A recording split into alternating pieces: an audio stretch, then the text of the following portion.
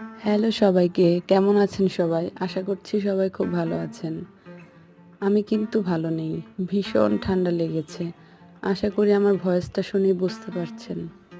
তো যাই হোক, এগুলো কিন্তু আমার বারান্দার গাছ।